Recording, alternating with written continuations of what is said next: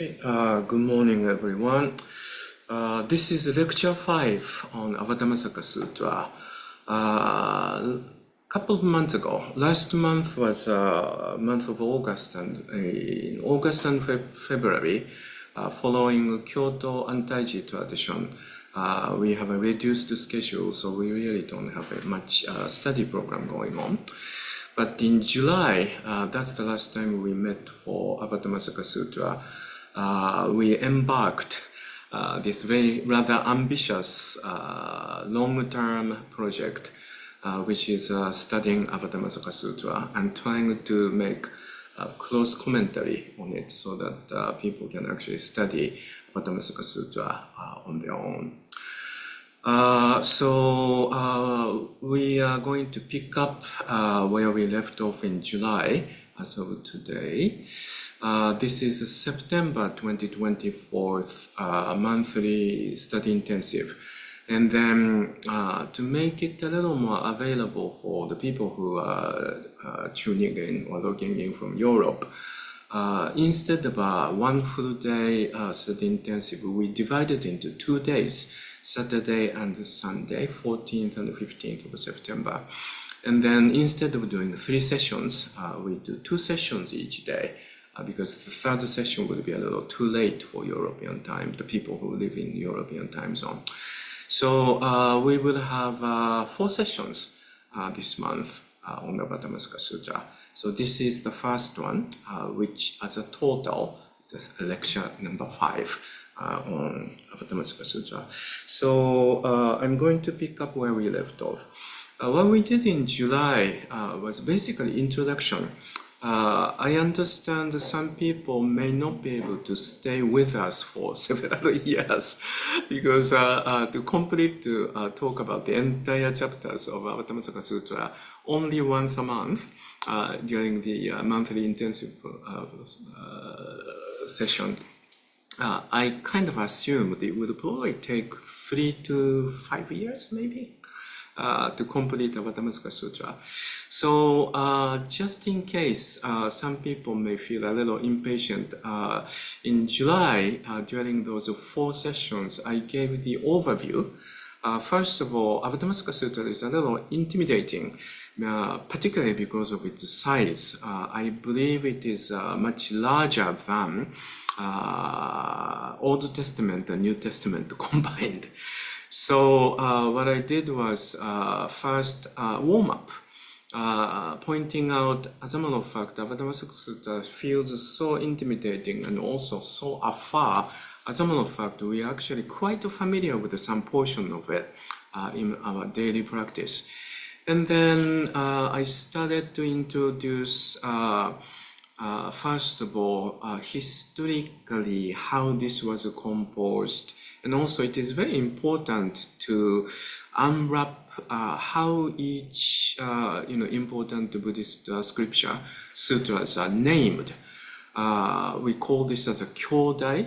Title of the sutra is usually focused, very condensed way to explain what this sutra is all about. And in Avatamsaka Sutra's case, it is a little bit of mystery because we really don't know what exactly really the original title was. There are a few different theories, but up to now, in the last 200 years or so, many new discoveries coming, and I gave the most current analysis of what Avatamsaka Sūtra actually originally meant by calling this in the original title. And then we are also started to talk about, so what is the characteristic of this Avatamsaka Sutra's teaching? To start with, this is the fact that all of the authentic, highly trusted and revered traditional Buddhist scriptures are talking about only one thing, which means true reality. In another word, they are always talking about the Buddha Dharma and the Buddha way.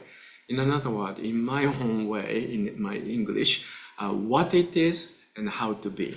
In another word, if we clearly understand Buddha's teaching about how this is made, what this is about, and what this is about, we naturally actually start to understand how we should be inside. And also, Buddhist scriptures are always talking about both what it is and how we should be inside this what it isness. And then Avatamsaka Sūtra has its own very characteristic way to talk about it. And then we were talking about those characteristic way. And then last portion I was talking about was basically our world, or how this what it is appears to us is basically the manifestation of our mind. In another word, it has been traditionally said that Avatamsaka Sutra carries the early element out of which eventually what we call Yogacara school was born. It is not completely linked with the birth of Yogacara school, but it has so many hints how Yogacara school really took such inspiration out of Avatamsaka Sutra. That portion, I think, because of the time limitation, I was a little short in explaining, so I like to pick up from there. Okay, so this is where lecture number 5 starts. So I like to show you some examples from the book, and I understand for those of you who started to listen to this recording or started to join us for Avatamsaka Sutra lecture series, some of you have not decided to buy the textbook yet. And if you haven't, and if you decide to stay on with this lecture series, please do buy the textbook. Because this is not a Dharma talk, this is a lecture series. You need a textbook to understand what we are doing. But at the same time, I do understand your hesitation because it's so bulky. Many of us do not have enough space to carry these 3 volumes of the book. And also, it's quite expensive for many of us.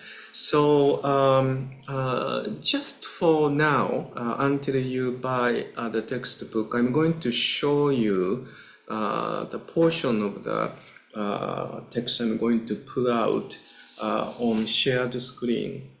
I pulled out 3 examples. The first example is, hold on, let me do this on the screen.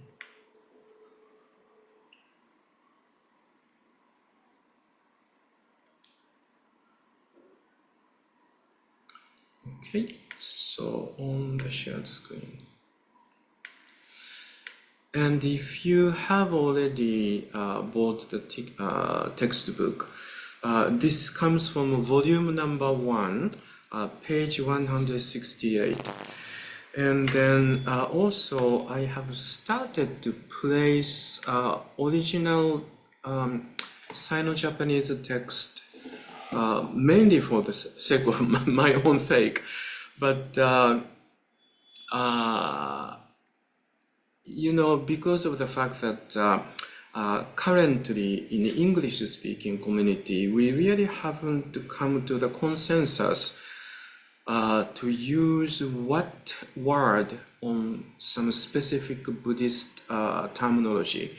So sometimes some English translation is very confusing to me, and then probably confusing to the readers as well. So maybe this may help. I'm going to take a look at my own book. I have my own book here. It's volume number 1.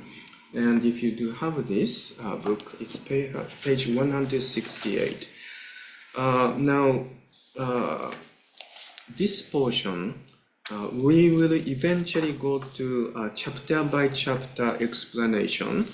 But right now, I'm just going to tell you very briefly. This chapter is called The Formation of the Worlds. So in this Avatamsaka Sutra, the first several sections are really detailed explanation of what it is. And it has a very characteristic way of describing it. It's mesmerizing, it's very wordy, and also curiously, it's depicting this world, beautiful. This is a really huge departure from so-called ancient Buddhism. This is the arrival of the Mahayana Buddhism. So how Mahayana Buddhism depicts true reality, what it is now changing so drastically from, let's say, Pali Canon, an old text depicting. In old text, we are often under the impression as if, those people in ancient Buddhism seems to be very like anti-life almost. Describing life and describing the world as a horrible place. They even come up with this word called samsara, right?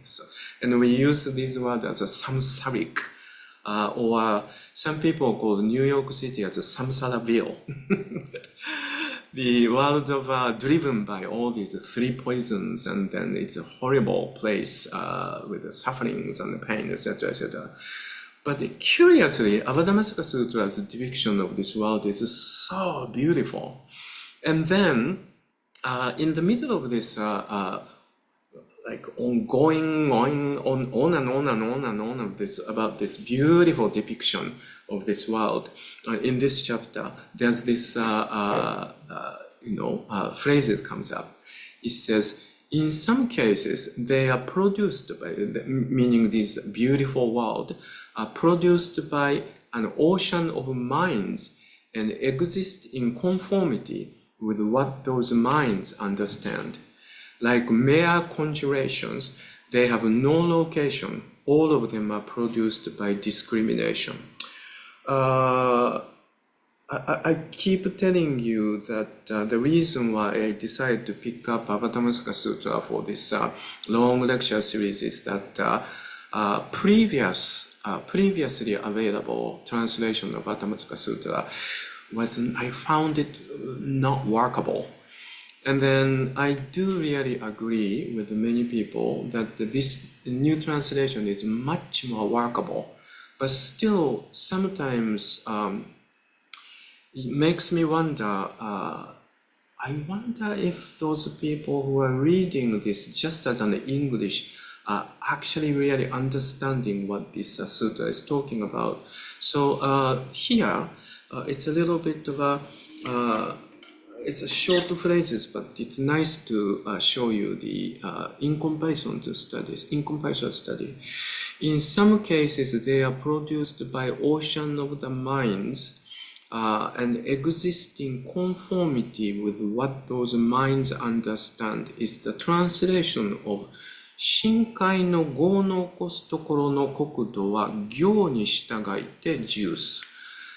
So what they are talking about is, first of all, this ocean is, I mentioned it in July, but very characteristically Avatamsaka Sutra way of depicting this world, how huge it is. So we are not particularly talking about real ocean. And also I mentioned it, I wonder if you can see this we're talking about here. Oops. Oops, I don't know how to do this. But Shinkai, it's translated as ocean of minds, okay? But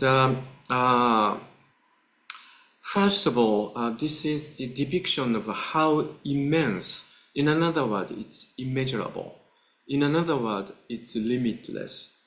And also, I also mentioned this in July, but on the process of editing previously existing sutras into what now we call Kengon-kyo, Avatamsaka Sutra, there was a process of bringing old sutras from southern portion of India by ocean route, because there are lots of merchants who are very active from bringing, products from southern portion of India all the way to northern portion of India, and then bring it to land route into Silk Road.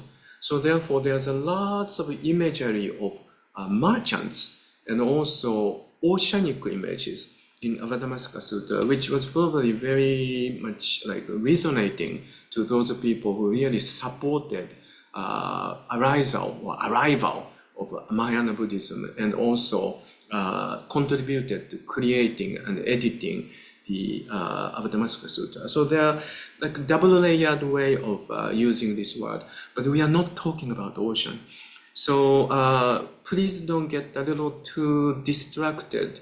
But imagery is really about immeasurableness. Yes. As a matter of fact, we are talking about true reality of what it is. We are talking about the universe, and we do know universe is immeasurable. Yes. And then, so what they are really talking about is it is this Buddha land.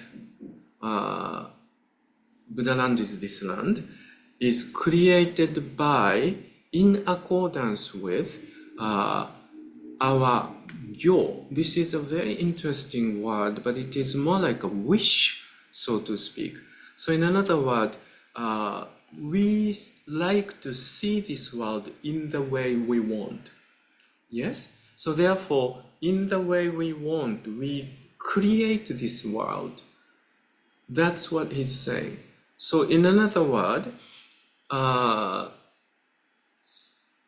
so therefore, what we created this world is Maboroshi no Muhonari. So this Maboroshi is translated as a conjurations, but it is more like a mirage. And then Muhonari meaning there's no place. So for instance, you go to the long driving tour and you go through all these in the middle of this, let's say, I spent quite a long time in Four Corners area, in the southwest. What happened was in 1990s, I had this curious project which placed me in the middle of Navajo and Hopi nations, which spread through Four Corners. So I spent 3 summer days, three summer months, almost 6 years consecutively in that area. And when you go through those, highways in the middle of the summer, in that weather, you always see those, what we call escaping water. It's a mirage, but it's almost like there's some sort of a body of water over there. But you go and go and go and go, but it doesn't exist. So it's like a mirage which doesn't have a place to stay. That's the original expression. Isn't that interesting expression? And then all of them are produced by this discrimination. Is this translator's preference to translate mozo. Mozo is delusion. In another word, this is some kind of what you created out of what you took into your 5 sensory system, and then 5 sensory system takes stuff in from outside, but it connects with something you already have in your mind, projections, discriminations, programming, and then connects with it, and you see it in the way you wanted it. So what they're talking about, as a matter of fact, this land is made out of your own mind. So, so that means in this chapter is depicting this world is really beautiful world, but beautiful world is also created by your own mind. Which world would you like to create? Like really sad world or beautiful world? Rather like to create a beautiful world, right? Either way, it's a delusion. Either way, it's a mirage. But you'd rather create the beautiful world. And then it goes into an interesting expression. Some arises from the light of Buddhas and have the radiance of many jewels as their substances. All Buddhas appear within them, and each brings forth the power of spiritual super knowledge. Again, English translation is a little awkward, I think. So what they are really trying to say is some of those gyo, yes, it's a wish, is more like a wish illuminated by Buddha's teaching. So for instance, you really want to create a really beautiful world. And then, as you know, this money jewel is a transparent jewel. There are several interpretations of money jewel ever since Pali Canon. Money jewel actually pre-exists before Gautama Buddha's time, so therefore it has different meanings already starting with. And the Buddhist scriptures, it sometimes utilizes different way, but in this case, it is the type of a jewel, it's completely transparent.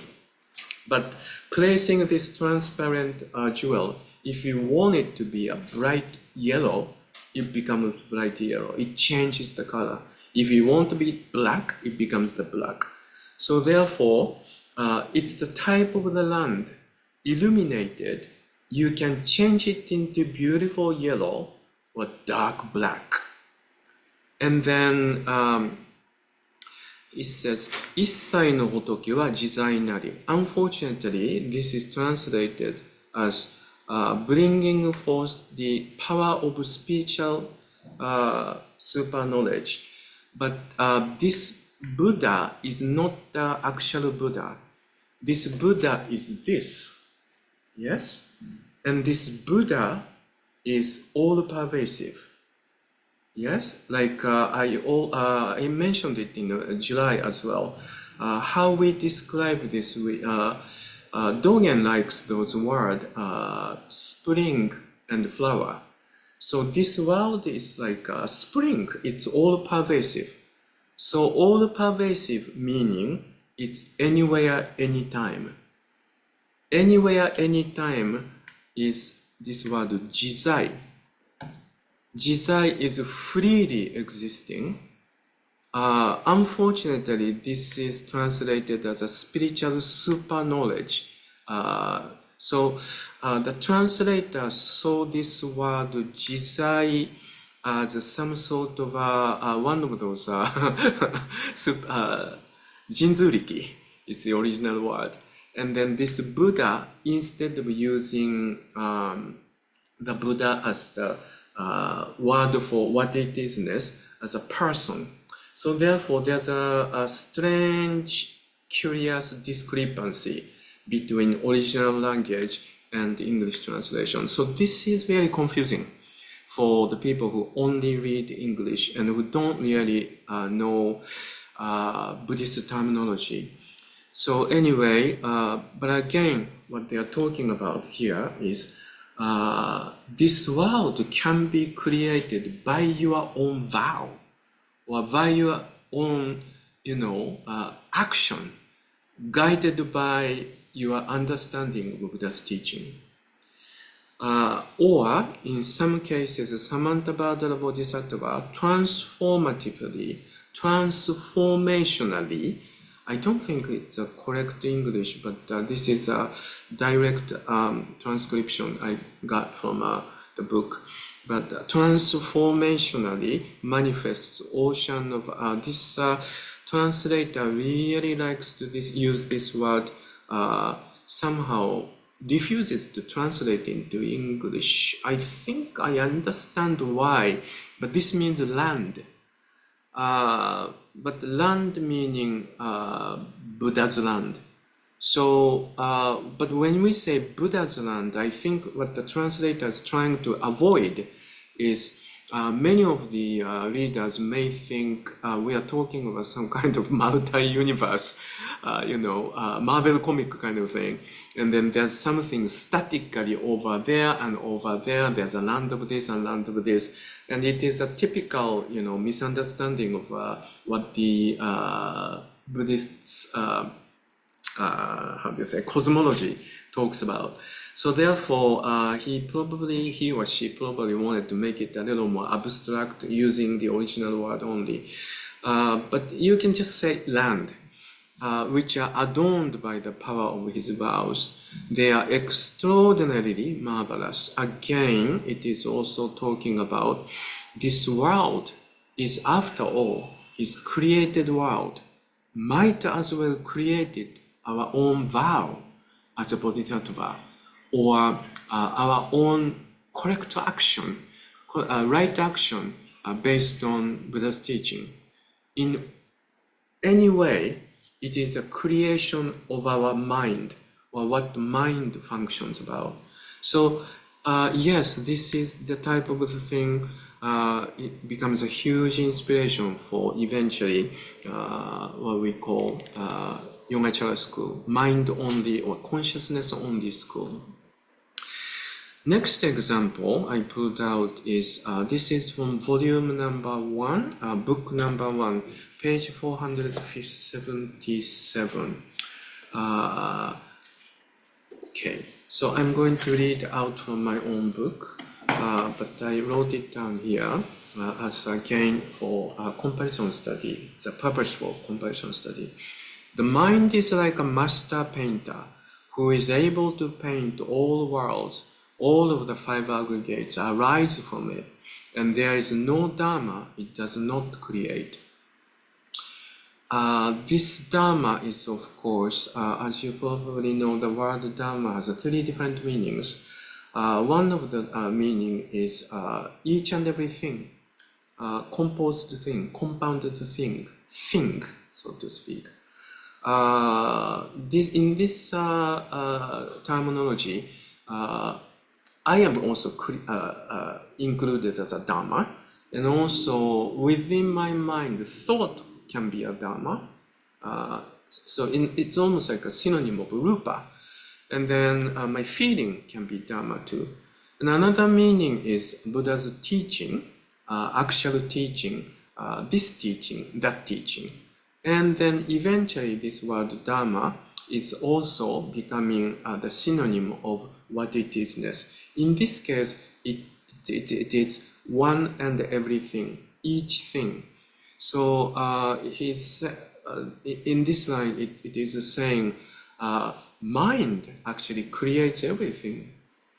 And then, sorry, this is world. Paint all worlds. All of the 5 aggregates arise from it. This you probably understand very well by now, but just in case. 5 aggregates, in this case, it's a translation from Sino-Japanese text, so it's Goun. Goun is 5 aggregates.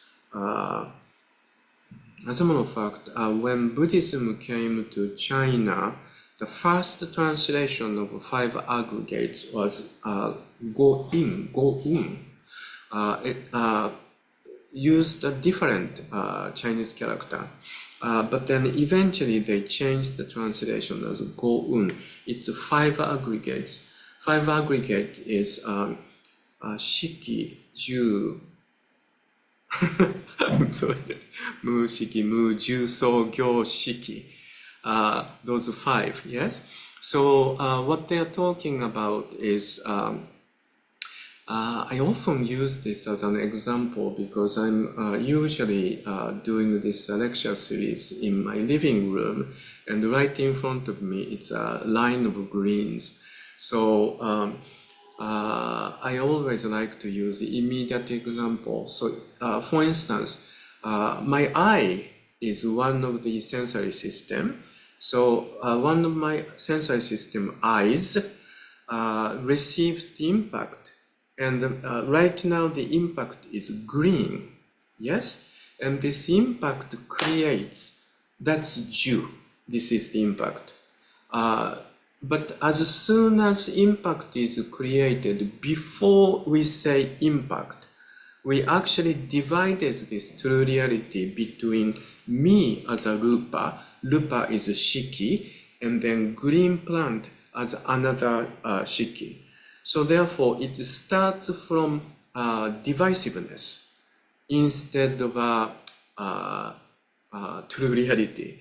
So I started to create, in another word, I started to create this static sense of me instead of me being completely constantly changing interdependent origination.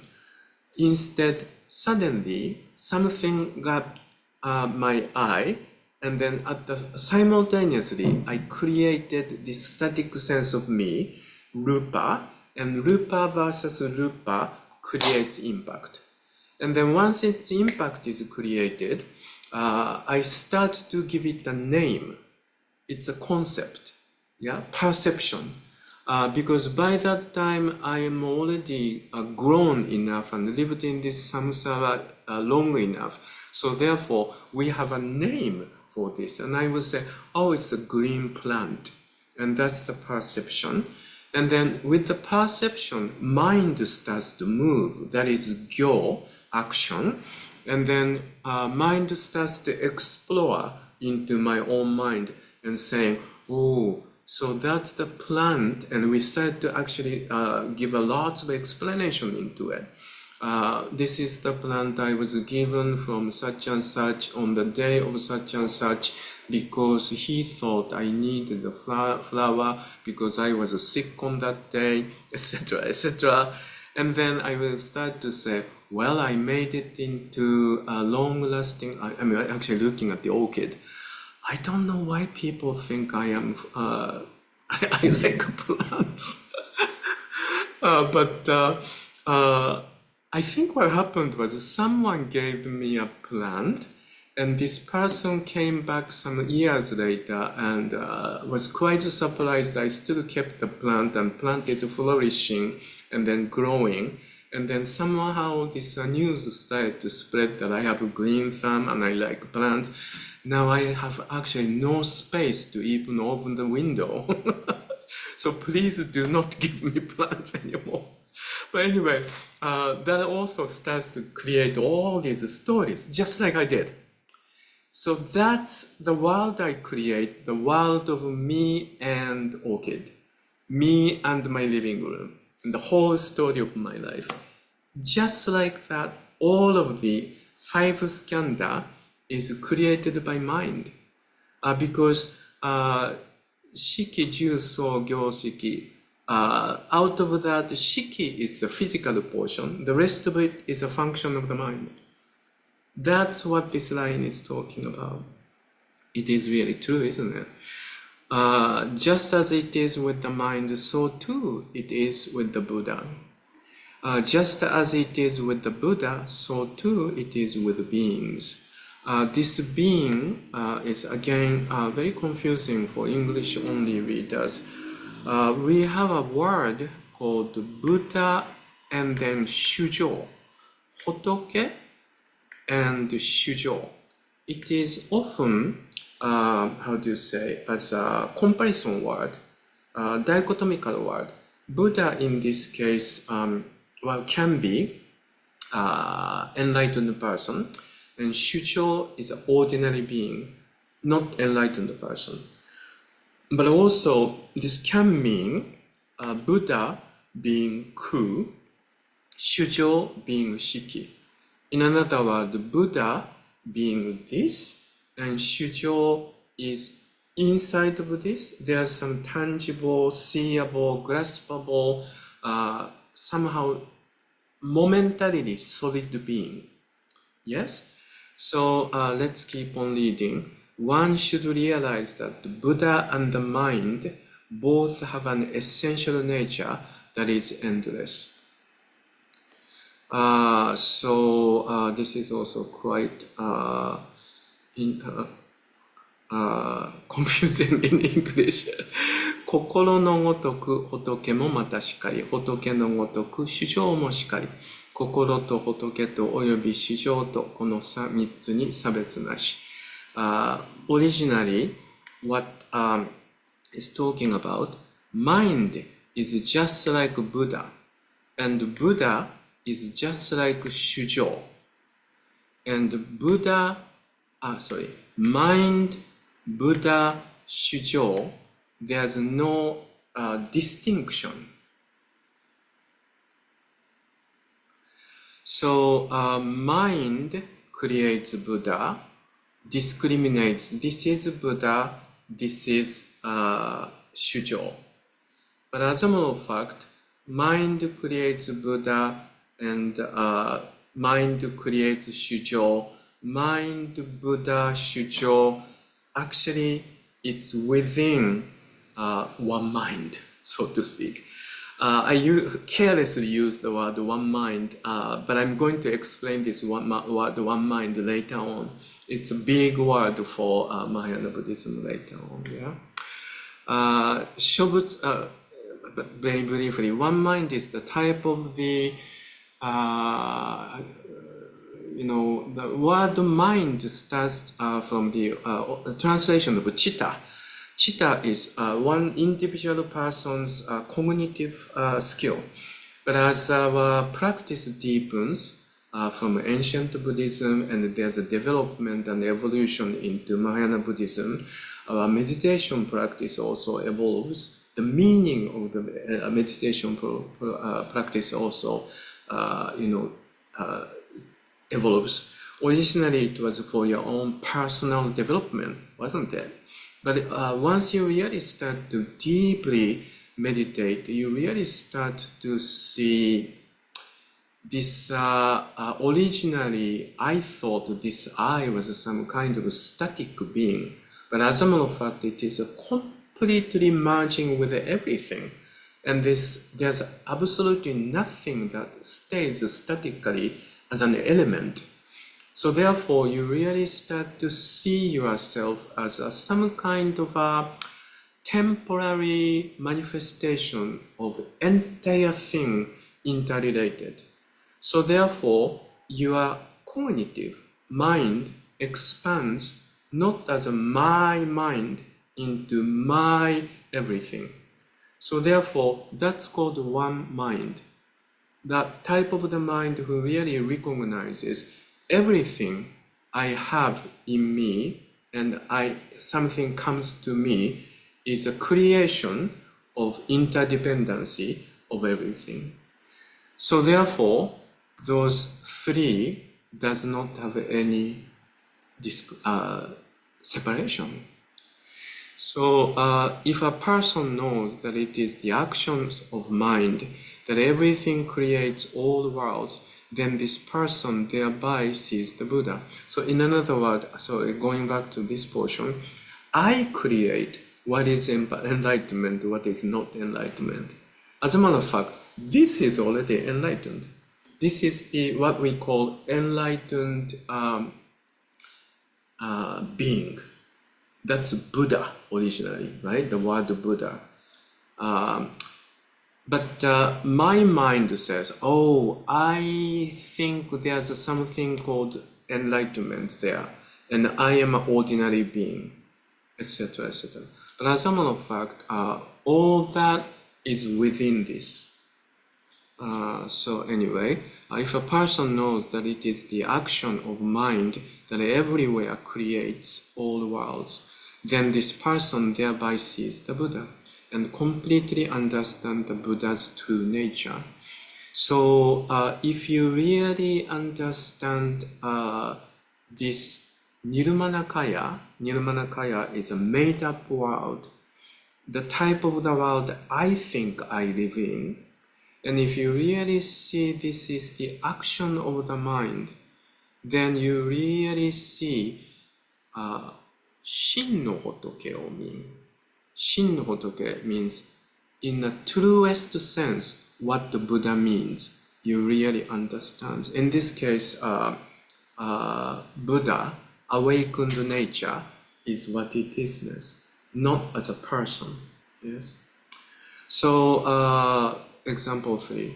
I hope it's making sense. I hope this is lecture series is not the first lecture series anyone who is new to Buddhism came. Otherwise, I have to explain everything from the scratch. But anyway, example 3. This is from a volume number 2.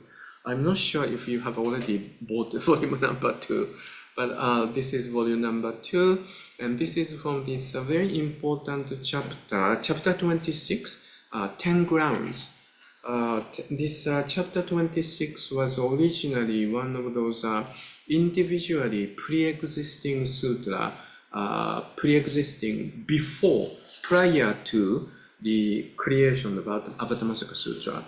And then this Jujikyo, I'm not sure if it is translated into English and it's available. Maybe it is from some organizations, but I don't think many people are aware of this. In Japan, it's easily accessible. I actually have one of those pocket-sized book, Jujikyo, is here. And then, let's see, in this, from volume number 2, this is page 960. So let's take a look at this. Everything throughout the 3 realms of existence is only mind.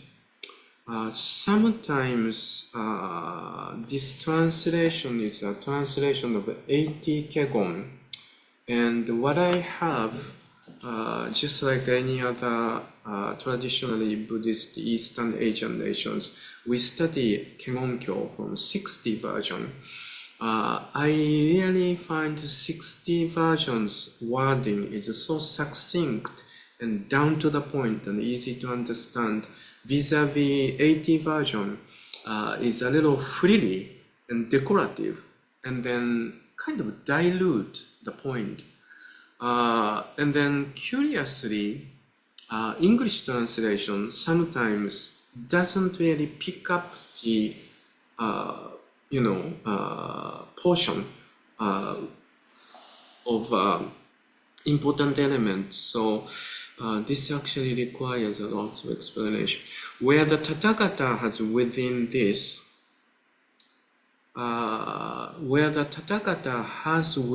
this, distinguished and expounded upon these 12 factors comprising the basis of existence, they in every case rely on a single thought and are established on just such a basis.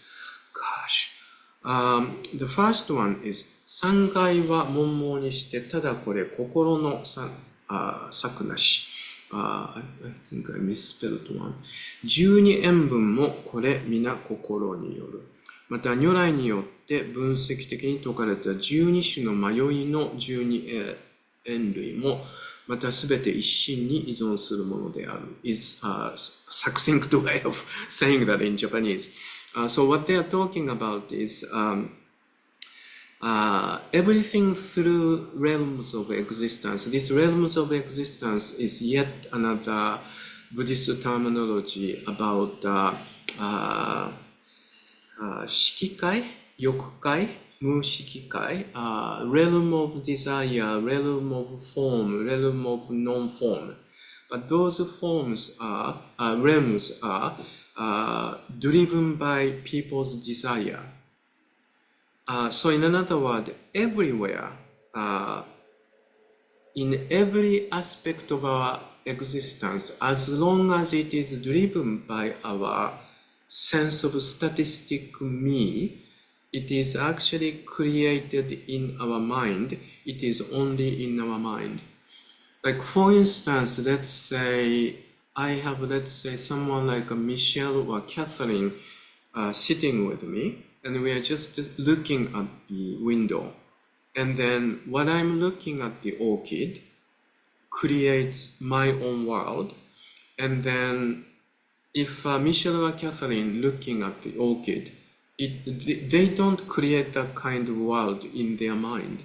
So this world I created looking at this orchid It's only in my mind. So in that sense, my world only consists of or in my consciousness only. And then also they're talking about 12 factors is a translation of 12 links of causation. This translator normally in America people call this as 12 links of causation. 12 links of causation is how do you say that, kind of Abhidharma way of talking about 5 skandhas creates, you know, our world a little more detailed way. Again, I have to give a little more explanation. 12 links of causation originates with a much simpler form of Gautama Buddha explaining how mind creates our reality.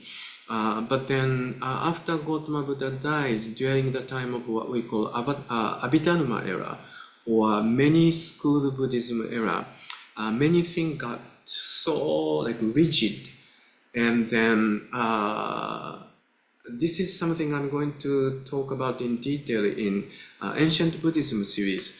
But unfortunately, this understanding of Anatman was very difficult for the next generation to come. So therefore, they somehow brought this idea of Atman into Buddhism. And together with reincarnation, which was never Gautama Buddha's teaching, was also brought back in. So for instance, when we take a look at the Pali Canon now, this Pali Canon we receive right now is kind of like establishment of several hundred years after Gautama Buddha's death. So in other words, it's already retouched and misunderstood and twisted. So it's very confusing. It is very confusing to see these Pali Canon at this point because, you know, for instance, right now I am restudying Digha Nikaya. What a confused and confusing, messy text it is. Because in one sense, Gautama Buddha is explaining, you know, interdependent origination. So that actually means there's no Atman. And then which means there's no reincarnation.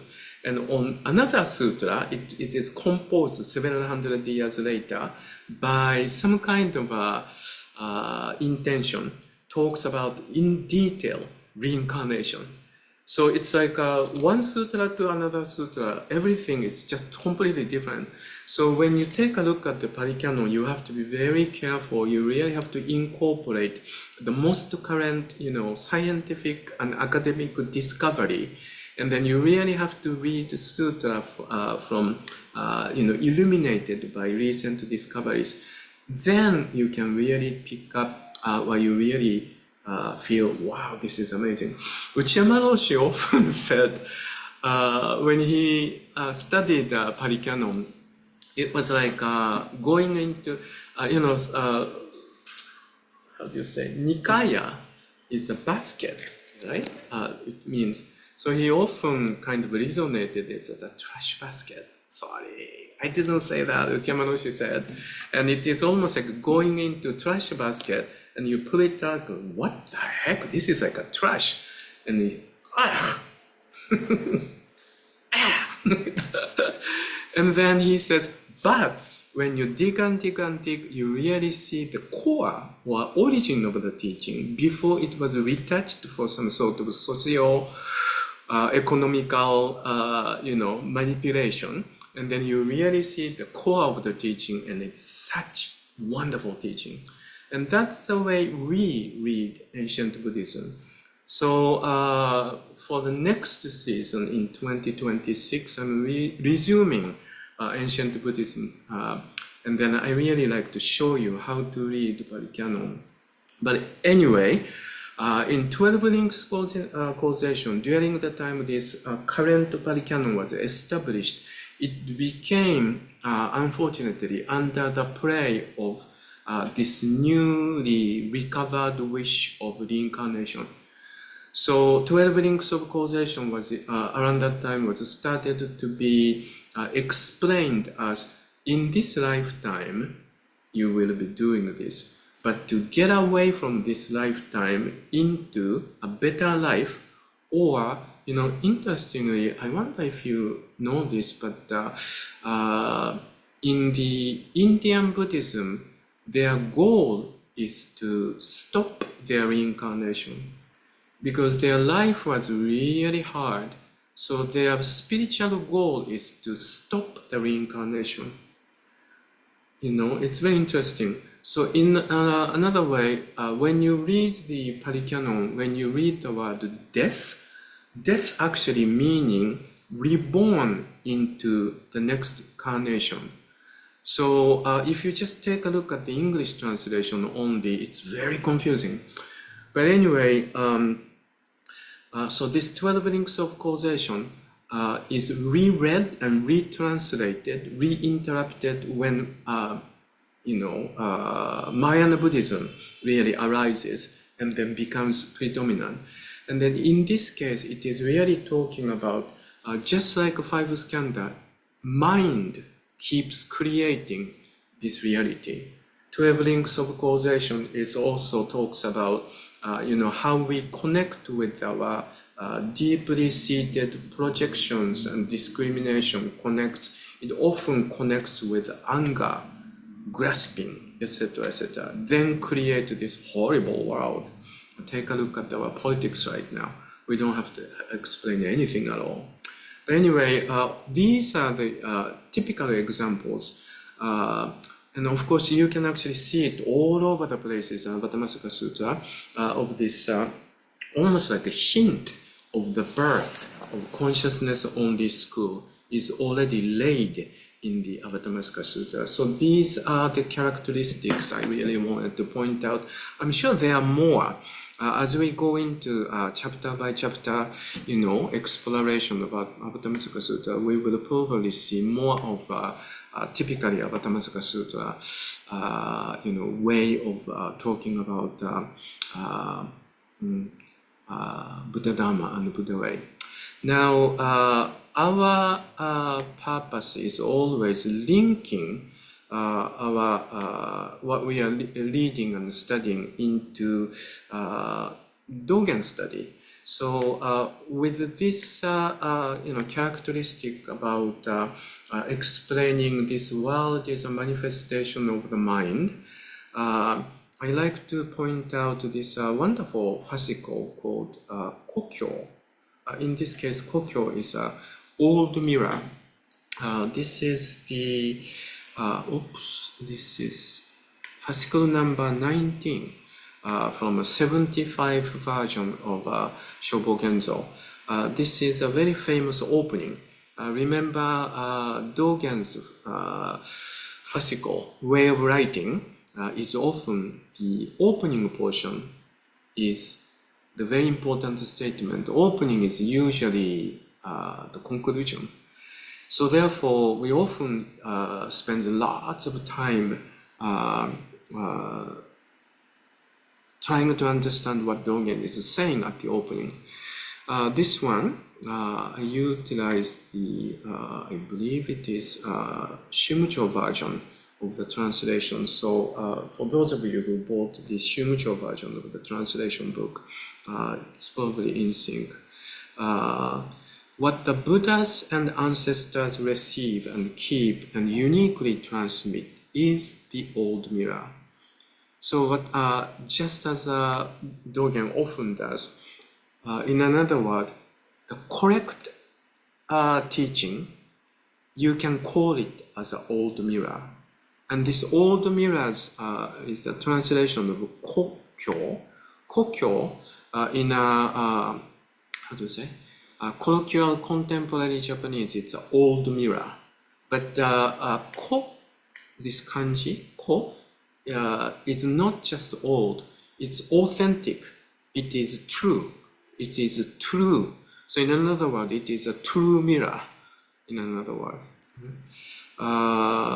Very often, we are under the impression something new is better. But in Buddhism, old is actually better and more authentic. The reason is what Gautama Buddha discovered is not something Gautama Buddha invented or created. Gautama Buddha simply rewoken back into the true reality of this universe. It has been just like this ever since the beginning of time. So therefore, in that sense, it is old. So they are the same view, the same face, they are the same image, same casting, they study together and verify together. It is, and of course he immediately starts to use the pun between true reality, and then he describes it as a mirror.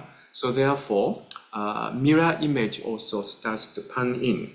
And then he says, it is when a foreigner comes, a foreigner appears. This is also a traditional Chinese depiction, expression. And he's using this, is giving it a different interpretation. 108,000, when a Han comes, a Han appears.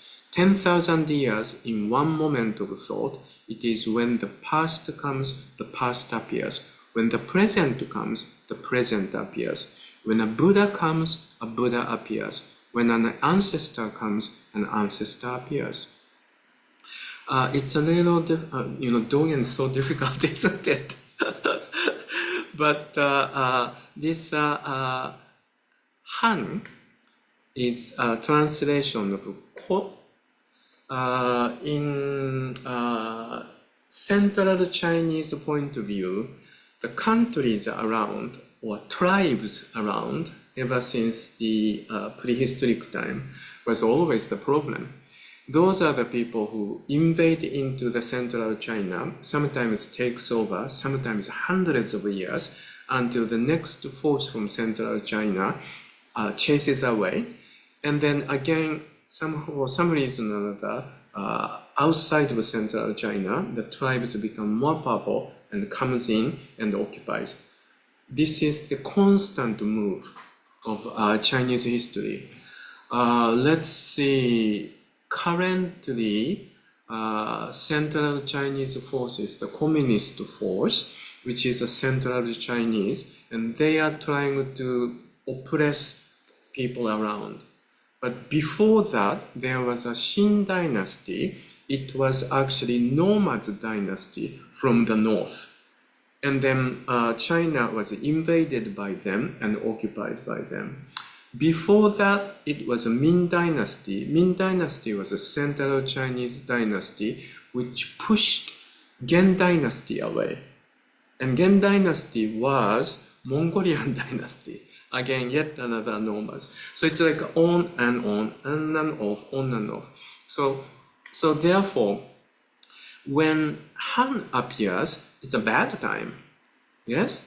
And then Han goes away when Kang is a Central China, Central Chinese Kang, it's a good time. So normally we say, this is good time, bad time, this is a bad time, this is a good time. Yes? But what the old mirror does is just that it reflects Han comes, Han is in the mirror. When Chinese come, Chinese in the mirror. In another word, unlike mirror being I am looking at my reflection in the mirror, actually there's no differentiation between I versus something over there. Remember, Buddha's teaching is, in short, it's substantialism. Yes? Because Buddha's teaching is really about the interdependency, and it does not acknowledge there's anything at all that stays statically as it is for a long time, forever. And it doesn't even acknowledge like how to say, absolute God, which is permanent, which is one, which is pervades everything and operates everything. Everything is constantly changing. So there's no object and subject. There's no substantiality of anything. So Buddhism is substantialism in another word. So therefore, it's just like a mind, that mind mirror that reflects everything. And if the mind doesn't do any kind of trick like, I want it that way, it just appears as it is. In another word, it is very similar to Dogen talks about in the conversation with Ejo in Zuimonki. One of the most difficult portion of the Zuimonki, they are talking about koan with the Hyakujo's old fox, and also nonsense cutting the cat, as utilizing as a symbolism of there's how to say, there is no differentiation of static present, static past, and static future. Everything is right here, right now, as it is manifested. Same thing as me cutting the cat, or Nansen cutting the cat, or cutting the cat and aftermath. There's no separation into that. You know, I guess we need, I've been thinking and maybe we probably need a lecture series on Zuimonki. Because when we have a question and answer mondo, most of the question arises from a Zuimonki. And despite the fact we have a wonderful translation, still even Zuimonki is difficult to understand. So anyway, let me just not go into that too much. But anyway, this is old mirror is also really talking about, it is really about how you use your mind as a complete, clear one mirror instead of standing in front of the mirror. So, you know, this is quite interesting that this type of teaching about manifestation of the mind, the world is manifestation of the world, is also, you can really discover it in Dogen's teaching. Now, sorry, I'm taking so much time in introduction, but let me just go on. So, by the way, this example number 3, I took it from chapter 26, and if you do have the volume number 2, this chapter 26 is, the chapter's title is 10 Grounds, and as I mentioned, this is was the originally separate sutra. And as you know, the founder of Yogacara school is Vasubandhu, if you remember. He was somebody who was born probably around circa 330, probably died circa 400. So he's a 4th century person, and he's the type of the person who gives the definitive change of the, how do you say, trend or current of Buddhism, or direction of the Buddhism. As you know, currently we basically divide evolution of the Buddhism by era. As you know, ancient Buddhism, and then there will be ancient Buddhism is Gautama Buddha's time and post-Gautama Buddha's time, before organization starts to arise. And then when the organization starts to arise, there's dozens of organizations in the northern India, and then also dozens of them in southern India. And there are so many schools, and each one of them has a little different take on what Gautama Buddha taught. So therefore, this is the time of Buddhist teaching is starting to have some sort of branches. And then some branch and some branch actually even look as if they are totally different religion.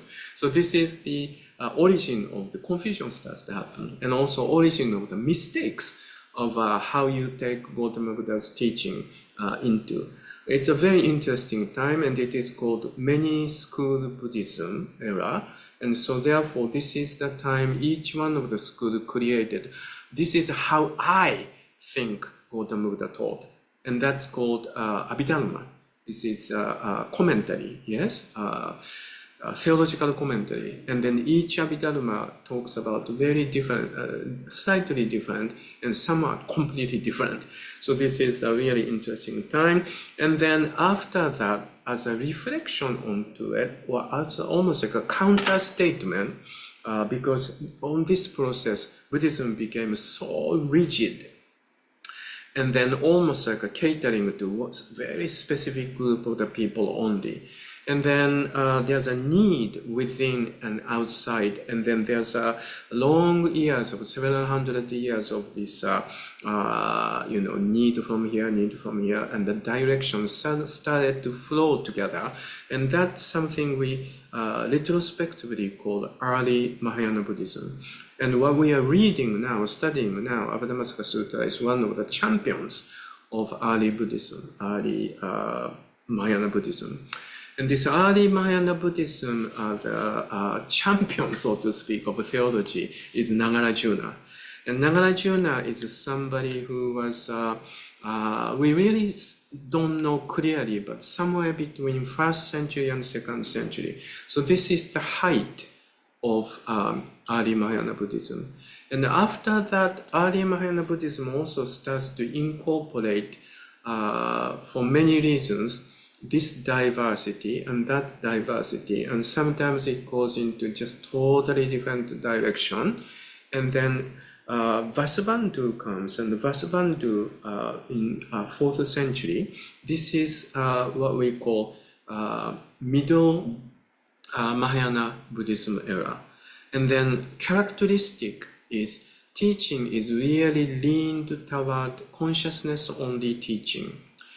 And then out of that, again, there's a little bit of confusing era comes, and the latter Mahayana Buddhism era is signified by,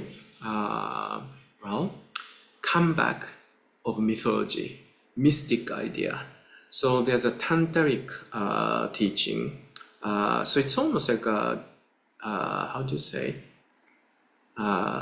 reversed back to like mythological time.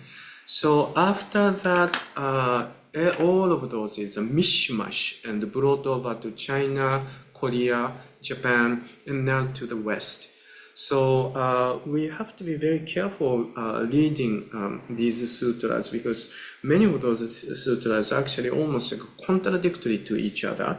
So we really need illumination from academic discoveries of those. But anyway, I'm speaking a little on the side again. But what I wanted to tell you is this 10 ground was based on Juji Kyo, Dashabhumika Sutra, was Vasubandhu's major inspiration to eventually create consciousness only school. So I think this is very interesting. Now I just want to go into a little more about this consciousness only, or origin of this. Originally, normally, ordinarily, we think what we are looking at is the reality, and we actually behave and speak and make action as if all of us are looking at the same reality. So Buddhist teaching is a major challenge to those people who think that way, because Buddhist teaching is really talking about, no, each one of us actually creating out of our delusion of our mind our own world. No wonder our opinion never really matches. when we are talking about just one certain particular thing, even among the people who are close to each other, friendly to each other, once you really start to talk about in detail, we realize, oh, each one of us actually looking at the same reality differently. So it's very interesting, yeah. And then in Gautama Buddha's time, it must be like a hugely radical, almost dangerous thought system. And I think even now it is. Particularly, major forces always looking at the reality in their own way. So, and then we keep saying, no, it's a delusion, and they don't really think so. Yeah. But anyway, Uchiyama Roshi often talks about this in a much more, understandable way. He always gave a lecture series with I think it was a teacup. And so therefore he always carries the teacup and saying, we always think same thing or same reality as the shared reality, but I can show you it's exactly not right at all. You see this teacup, and I see this teacup from this angle, under this light, and you are looking at from that way, from this angle, from that distance, from the light from you, and then even the shape and the color is different. And then when I hold the teacup, all of those things from embedded in my consciousness actually carries the story of this teacup, and which you don't have any of those, and you actually have a completely different story about the teacup. It is not the reality. Teacup is just a name. So I often do this with a coffee mug, which was given to me by someone who passed away. And then this young lady was someone who stayed in a hospice residence for quite some time, even though, as all of you know, to be on the hospice program, you have to be recertified every 3 months. But with her condition, we were able to keep on recertifying because she could die any moment. But for some reason, she was going on and on and on. And she actually stayed with us nearly for 2 years. And she was a great artist, actually. So we created her own art exhibit. And then I invited all of those people I knew, including art teachers and also the people who work for the press. And then we borrowed red carpet, and we shifted the red carpet on the hallway of the hospice residence, and I brought her onto the red carpet while everyone else was around was uploading her. And then we used the common room for the exhibition room. And then one of them who we were able to invite was a New York Times religion writer. And then he was quite impressed with what we did. And then, but for the art exhibit as it is, he wasn't able to write about it. But as a hidden force of this is, of course, art therapy. Art therapy is a part of the hospice program, and it's available for the people who like to utilize that. So eventually he wrote this really 2-spread-page article about the hospice art therapies, etc., etc. And that made several people's career really boomed. And one of them who was written in that article, this is more than 10, 12 years ago, but he's still quite active and flying all over the places as a presenter, like a representative for art therapy, etc. With all of that is in the art coffee mug, because I was invited by this lady's family to go to their family's place to celebrate Thanksgiving. And they were Thanksgiving to me with a little bit of packaging because it was a part of the project of making your last wish come true. There is actually such an organization here. And then I got the budget from this organization. And so For that, I received the cup. So in another word, my coffee mug, yes, you can really talk about the coffee mug as an element. Elements comes from, I don't know what this coffee cup is actually made of, but some kind of clay from somewhere, and then paint from somewhere. As it is, it's also interdependent origination from the matter, but at the same time also in the mind, consciousness-wise, it is complete interdependent origination, including this young lady who died in hospice program. Her condition was also genetic, and also the reason why she got so sick was she ended up giving a birth to a son out of the consequence of unfortunate rape. So all of those good thing, bad thing, so to speak, it's all just included into just one of this particular moment of me holding the coffee mug. Yeah. So this is something these incredible sutras really talking about. I always feel that's like a typical example of it. Also, this word Issin I used, I already explained it a little bit, but when you sit in Skandha, you really understand this word or development of the word Shin. Shin is kokoro in Japanese, as a chitta into what it isness. This also talks about evolution of Buddhist meditation. For instance, one of the very well-known sutra in Pali Canon is Satipatthana Sutra.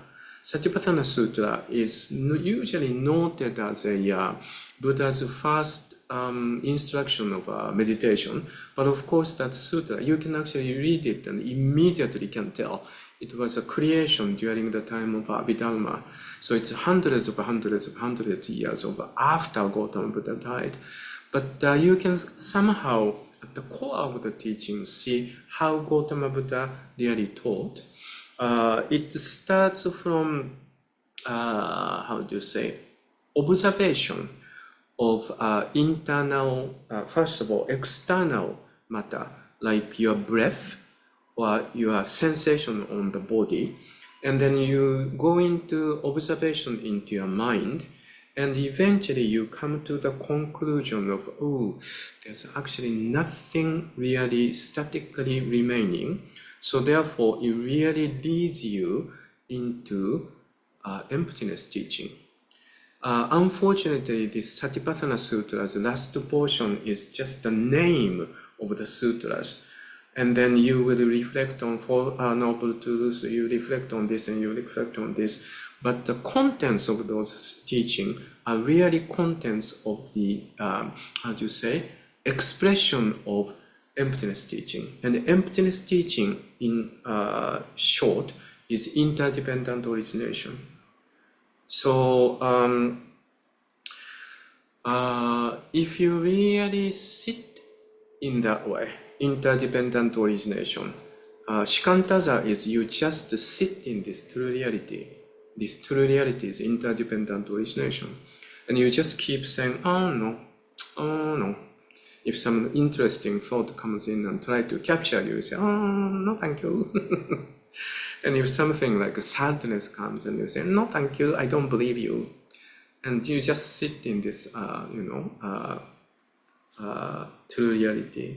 And then in this true reality, you're just sitting as one of the rupas, just constantly changing, constantly interdependently connecting. At the beginning of your zazen, you may be feeling differently from at the end of the zazen, because your biorhythm is constantly changing. Your air you keep breathing is constantly changing, and what you ate last night may not be a very good thing, and then you felt a little cloggy, but then it's constantly digested, and by the end of 15 minutes you feel a little better, etc. So you really come to this prajna. Oh yeah, everything is changing. So in that process, you really recognize you are connected with everything. So in another word, your consciousness is so stagnated with your sense of me. I'm going to sit this and I'm going to sit through this. And by the end of the zazen, I'm going to be enlightened, kind of sitting into, oh, yeah, I'm completely related with everything. And then you stand up feeling like you are completely close friends with everything around you. I'm such a good friend of this clock. I'm such a good friend of this coffee mug. Me and a pen and me, you are same, etc., etc. You know, that's such a strange sense of everything within your world is a part of you. That's called Issin. So Chitta, Shin into Issin is a process of almost inevitable process of a deepening of understanding and deepening of your meditation system. So in true reality,